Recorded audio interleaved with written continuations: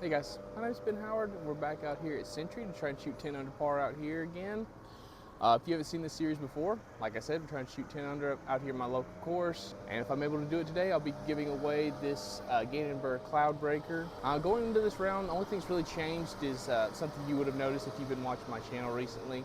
I've switched to 100% Goliath in my bag. So I've been putting a lot of work in with my bag, just trying to fill in all the gaps that I can, and it's been working really well. But another part of that series is I'm trying to shoot a 1,000 rated round, and they're actually having a tournament out here this weekend that I'm going to be playing in. So this is going to be a great chance to not only work on one series, but work on two. But feeling pretty good today. Nice weather out, so should be a lot of fun.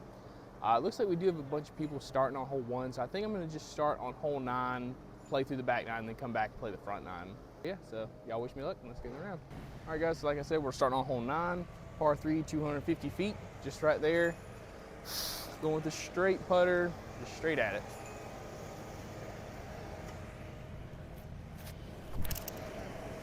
Oh shoot, I didn't see him coming. Oh, luckily they're being a good shot. Oops.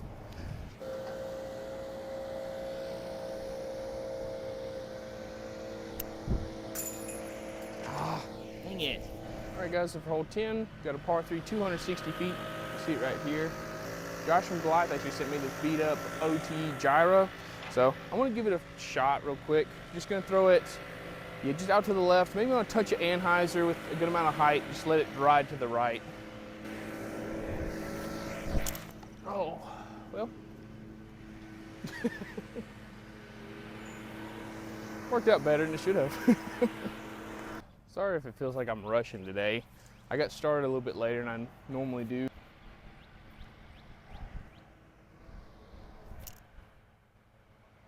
There we go.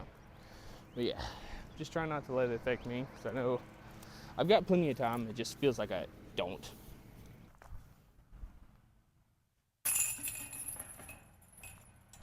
All right, guys, for hole 11, got a par 3, 400 feet. You can see it's just straight ahead of us through this gap. Off the tee, all I'm really trying to do is just get through that gap and get myself out there to have an easy approach shot in the green. I can get up in there for 2, but I'm not really expecting it. But I'm going with a pretty flippy distance driver. I'm hoping this isn't going to flip too much. I'm going to try and hit on a bunch of hyzer and see if we can get it all the way up there.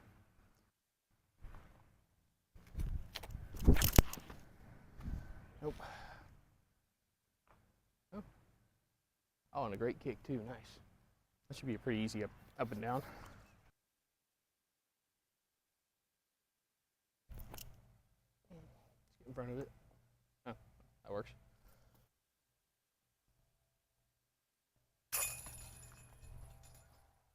All right, guys, for hole 12, another par 3, 400 feet straight ahead of us down this left gap.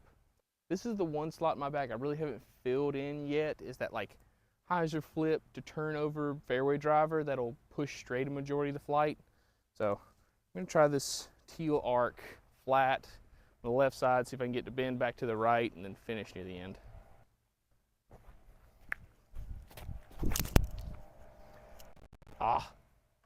Use just a touch of hyzer on it, and that would have been really good.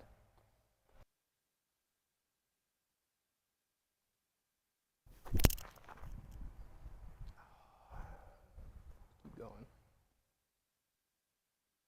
Okay, didn't roll down, but it should be like an edge of circle putt.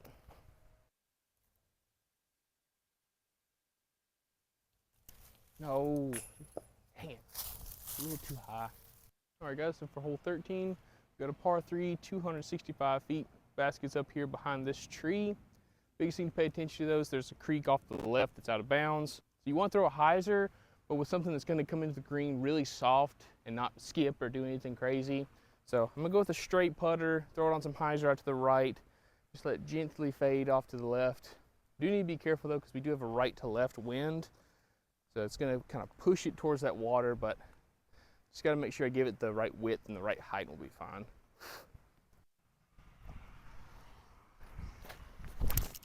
I didn't throw it wide enough. Just sit. Nope. I think that's in the water.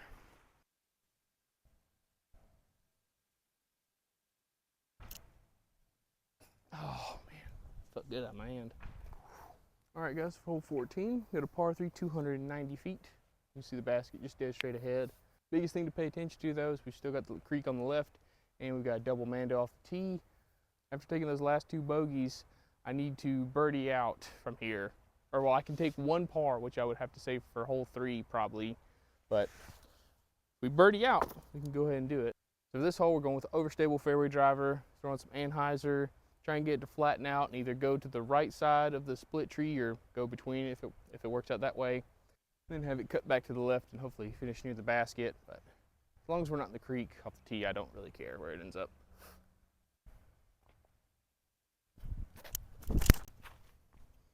Maybe a little too much. Yeah, just never gave it time to come back. We'll try one more because I got this other arc from Josh, but this one's actually flat topped. So I'm curious to see if this one's gonna be more or less stable.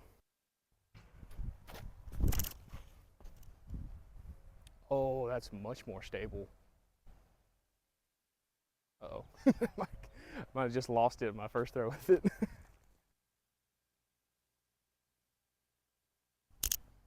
Ah, dang it. You didn't get it high enough. All right, guys, so for hole 15, we've got a par 4, 540 feet. The basket's dead straight ahead of us, basically on the other side of this hill. Only thing to pay attention to is we've got a Mando left of this tree on the right. Like I mentioned in the last hole, now we've got to completely birdie out, including hole 3, which is going to be pretty tough. But we've gotten through all the really difficult holes, and all we have left are really birdieable holes. So let's see what we can do.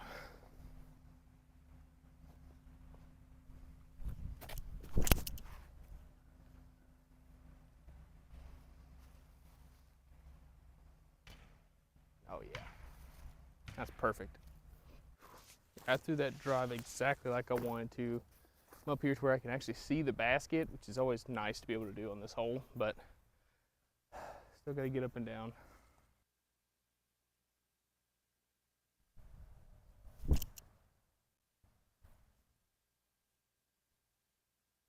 That looks parked.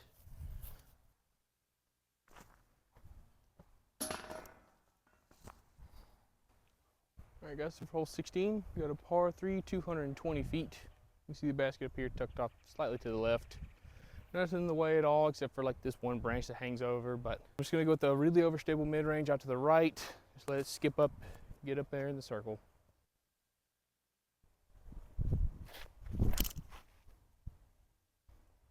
Did I throw it too far?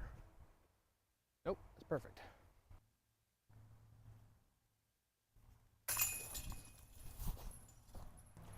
All right, guys, so for hole 17, we got another par 3, 189 feet. You see the basket just straight ahead. Biggest thing to pay attention to is the creek that runs down the right side, cuts across the fairway and goes down the left side of the green. It's all out of bounds. Best play I found though is to go with the overstable approach disc out to the right, over the creek, let it finish off to the left, hopefully sit near the basket. It's a little risky because like I said, you're going over the creek the whole way, but as long as I don't hit anything early, we should be fine.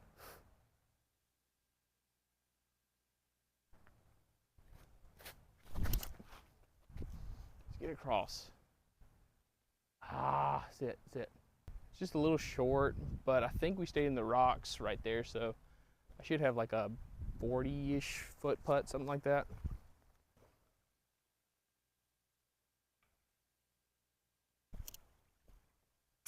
Yes, let's go. All right, guys, for hole 18, we got a par 3, about 300 feet. You can see it dead straight ahead.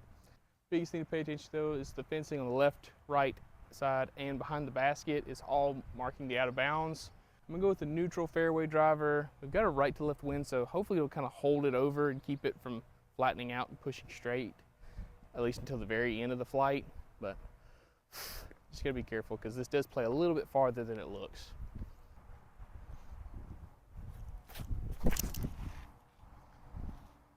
Flatten out, just run, get legs, go. I always forget how deceptive that hill is because I was thinking I had like a 30-footer, but like I'm probably 10, 15 feet from the basket.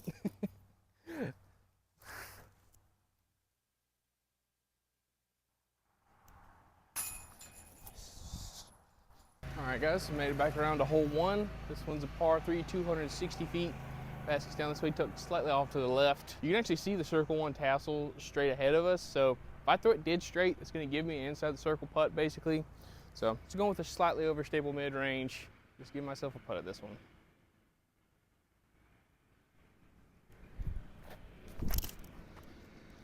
Yanked it.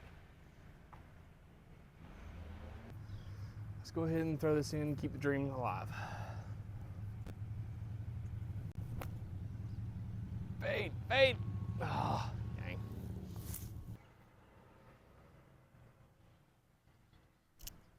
In there. All right, guys, for hole 2, another par 3, 260 feet. You see the basket straight ahead. For this one, the best play is typically a backhand that you get to bend from left to right and then push straight near the end. We've got a tail left to right, so I think what I'm gonna try to throw that same gyro I threw on hole 10. Just throw it flat out to the left and see if it'll drift to the right at all for me. I think I ended up throwing on Anheuser, but it should be good. Get some roots and stuff, so I think I'm just outside the circle.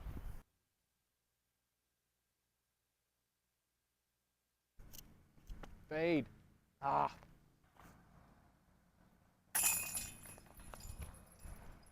right, guys, so for hole 3, we got a par 3, 400 feet. Basket's down this way, tucked off to the left just a little bit. But I'm just gonna try and bomb it out there as far as I can. Not expecting to get into the circle with the shot, just if anything, get myself just up there for a long circle 2 look.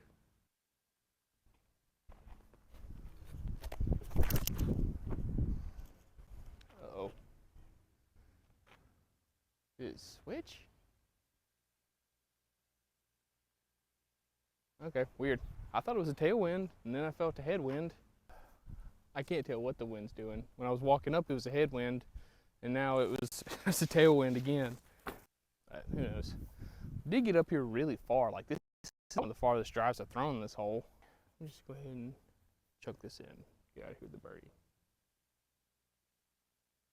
I pulled it just a little bit.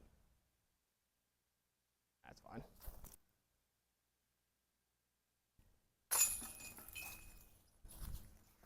All right, guys, for hole 4, we've got a par 3, 240 feet. You can see the basket straight ahead. On this one, I'm gonna try going with a mid-range from now on, because I have thrown putter in the past, and I can get a putter there. It's just, I always end up throwing it too low, and then I end up short in these roots you can see are straight in front of us. So I'm gonna disc up, go with a slightly overstable mid-range, give it the same height I've been giving it, and hopefully get over those roots and end up there near the green.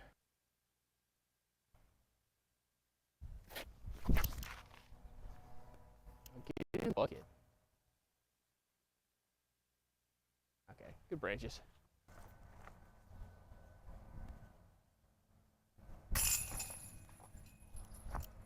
All right, guys, for hole 5, we've got a par 3, 200 feet, just right there. The play a lot of people go for is the forehand off to the left, but I like just going backhand strip the middle, because as long as I don't early release it and hit one of these 2 trees on the left, I'm gonna get up there and have us look in the circle. The only thing that's annoying is now we're playing back into what was a tailwind is now a headwind coming at us. So should be fine, because if anything, it's gonna make us go more to the right, which is where I wanna go.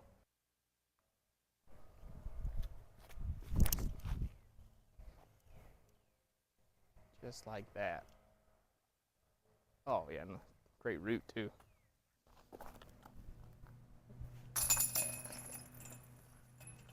All right, guys, so for hole 6, we got a par 3, 300 feet. You can see the basket down here, but the gap I'm going for is off to the right. Typically, I go with the overstable mid-range here, but we still have that same headwind, and I want to get down there for a birdie, so I'm going to disc up and throw this flat top orange arc.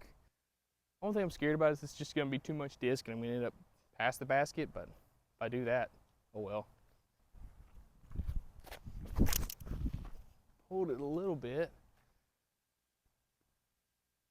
Yeah, go, run. Ooh, that branch might have helped us.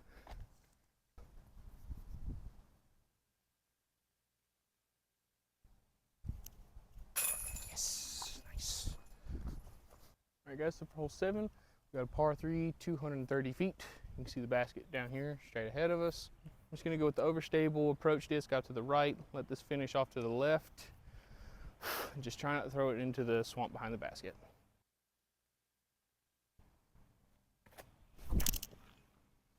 Just like that. Perfect.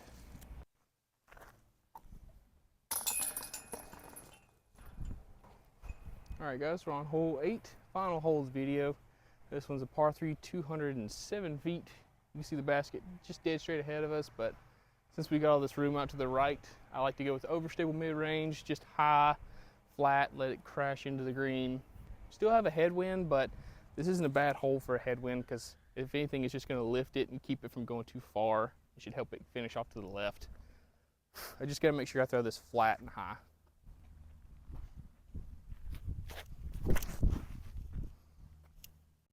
That should be really good. Get in the bucket.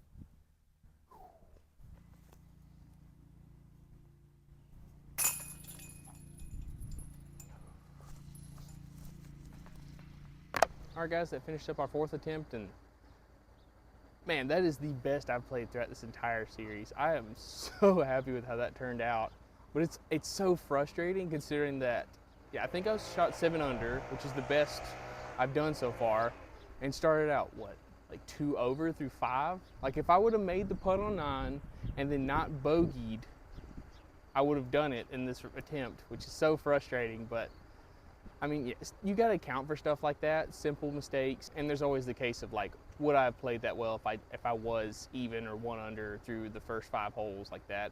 But that really just shows that I can do it.